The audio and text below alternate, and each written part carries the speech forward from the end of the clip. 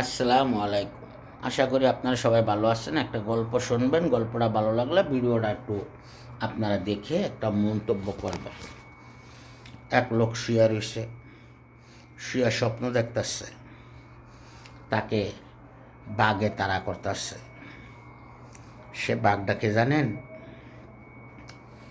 তারপরে বাঘের ডরে গাছের উপর পড়ছে, গাছের উপরটা ডাইলটা ধরে রাখছে, ডাইলের উপরে দেখে একটা সাপ বয়ে রয়েছে, আর নিচে দুইটা ইন্দুর আছে, একটা কালা একটা সাদা।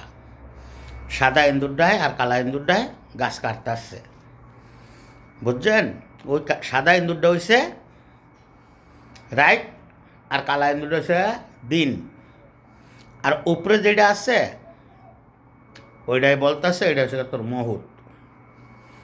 আর নিচে যে বাঘ বয়ে রইছে যে এটা তুমি আল্লাহকে ভয় করো, মরণ একদিন লাগবো।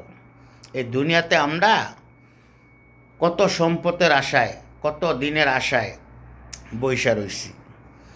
তারপরে সে স্বপ্ন দেখতেছে সে মধু খাইতেছে। মধু হয়েছে কে জানেন? মধু হয়েছে স্ত্রী। আর উপরে বয়ে রয়েছে আজরাহিল, নিচে বয়ে রয়েছে বাঘ, বাঘটা হয়েছে মুহূর্ত। আর নিচে যে গাছ কাটতেছে